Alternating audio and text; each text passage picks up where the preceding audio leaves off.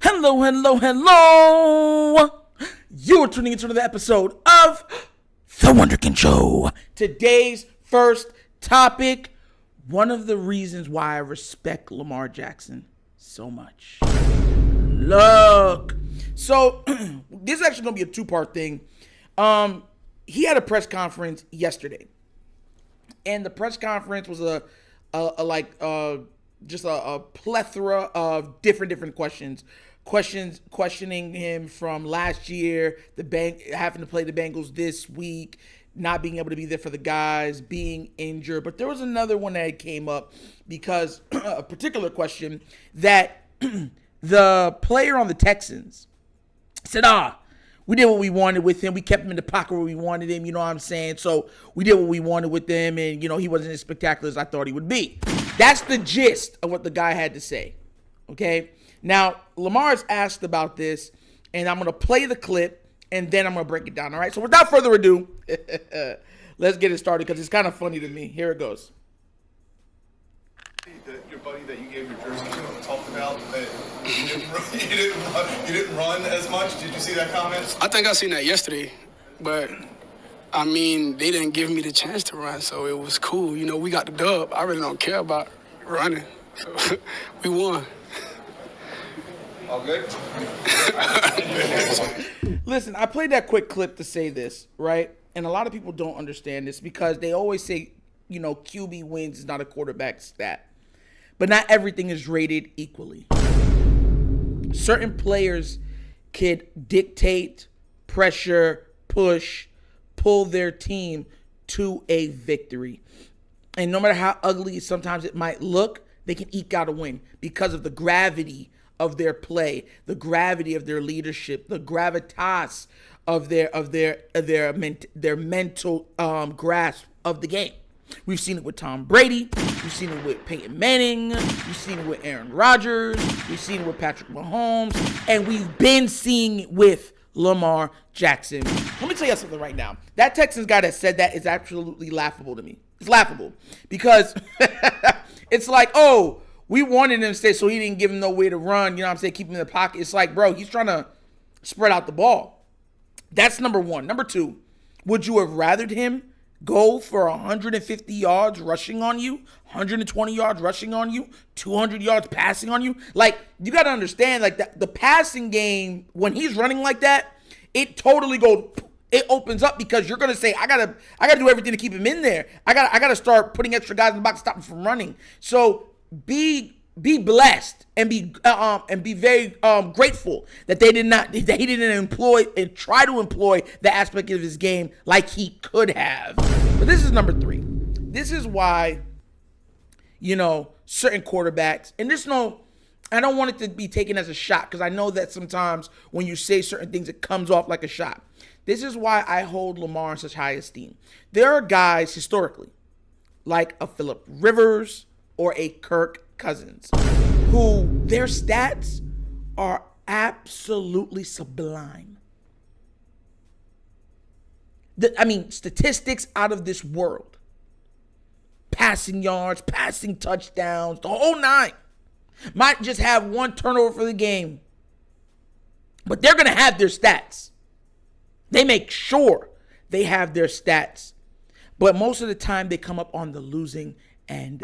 And the reason why I even said Phillip Rivers, because Phillip Rivers was on the team that had the number one offense in the entire league and the number one defense in the entire league. That means sacks, interceptions, stopping on yards, the whole nine. And they couldn't make the playoffs.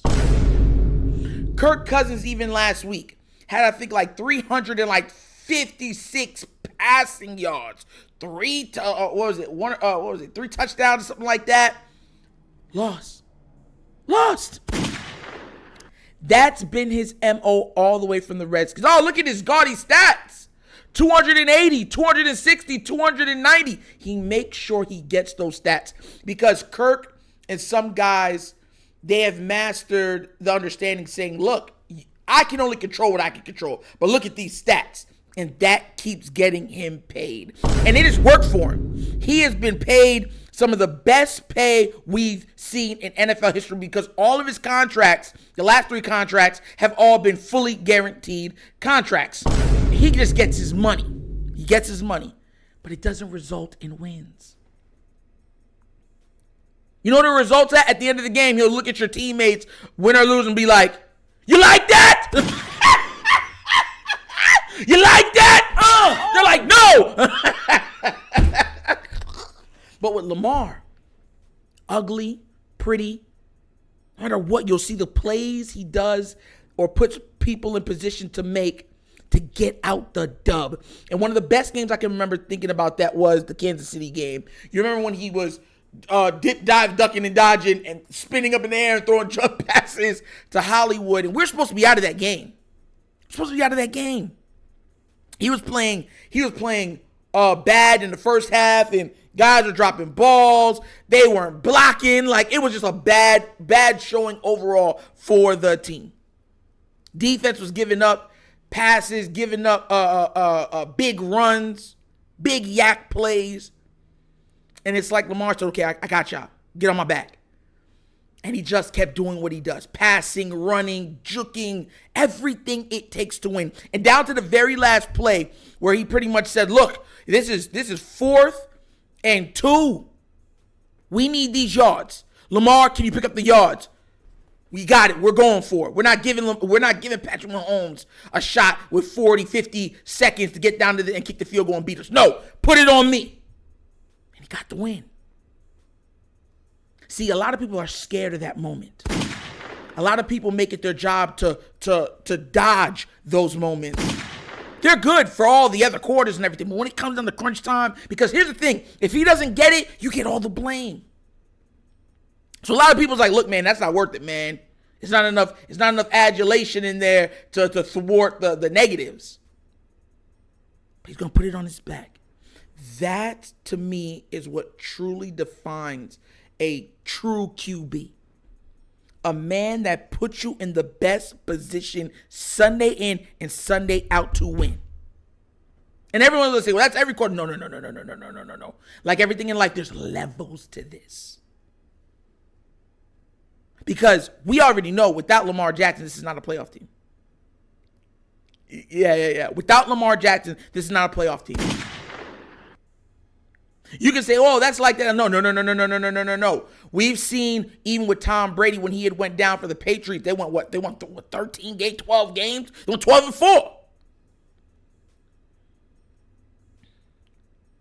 Now, look, that's not taking away from Tom Brady or anybody. I'm saying specifically some guys, it's just so much on them, and they make that team go. Peyton Manning, you remember a lot of times with the Colts when he left, they're one of the worst teams we've ever seen. I think they won like 1 game.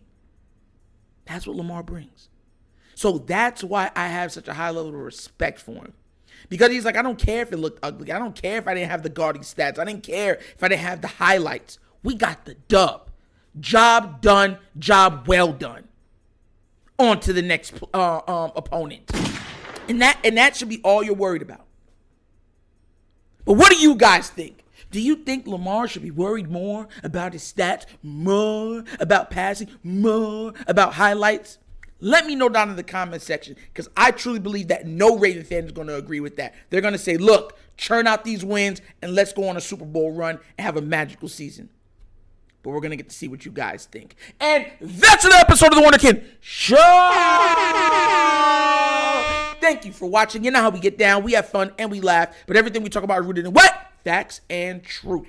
Please do remember, like, subscribe, hit that notification bell, leave a comment. You know I love the comments. And if you have not done so already, check out the Wunderkind Show's Patreon. Yes, 3 tiers of absolute content goodness available for your consumption. So give it a look. Tell me what you think. And if you just want to donate to help with equipment, help with travel costs, help with making the content better, bottom of the screen, QR codes to a Cash App. Cash App located in the description of every video that we do. And the name of it is called The Wunderkind Show. Super easy. But once again, this is The Wunderkind Show. This show is not just signing off. And as always, you know my slogan. Peace. And I am out of here. Yerp.